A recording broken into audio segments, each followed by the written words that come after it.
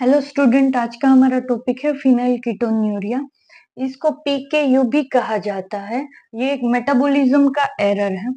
अब ये जो है वो ऑटोसोमल रिसेसिव ट्रेट है।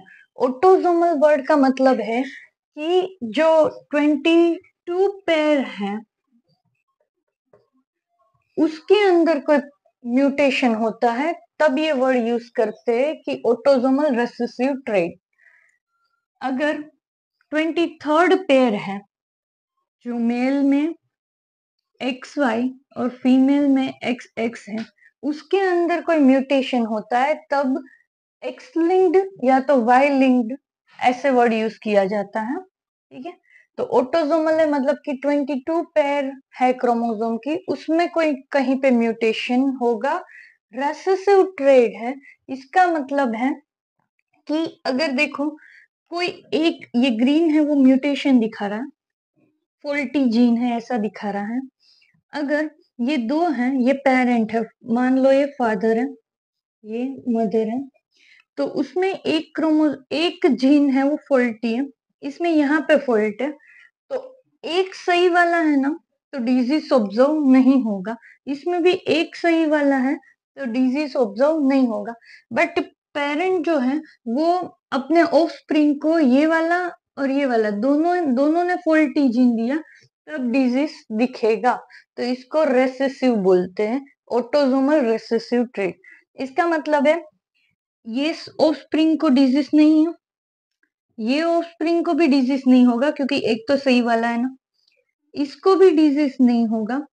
बट जब फादर ने ये वाला इनहेरिट करा, जब मदर में से ये वाला ऑफस्प्रिंग में गया, तो दोनों ने फॉल्टी जीन दिए, तभी ही डिजीज ऑब्जर्व होगा। मतलब हम बोल सकते हैं कि यहाँ पे जो पेरेंट्स है वो कैरियर है, उनमें डिजीज ऑब्जर्व नहीं होता है।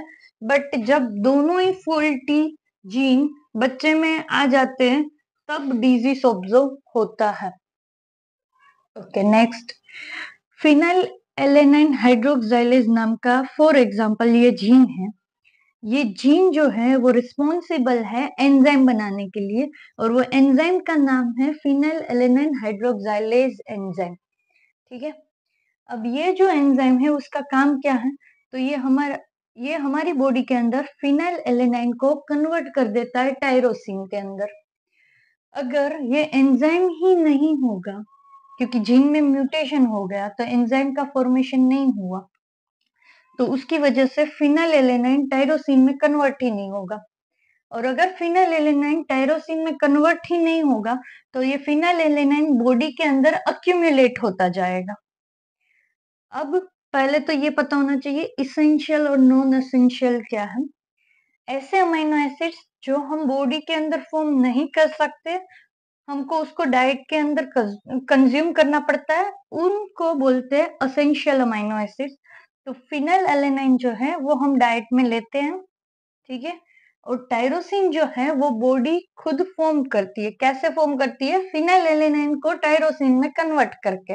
अगर ये एंजाइम नहीं होगा तो फिनाइल एलेनाइन टायरोसिन के अंदर कन्वर्ट ही नहीं होगा, और ये बॉडी के अंदर अक्यूमुलेट होता जाएगा।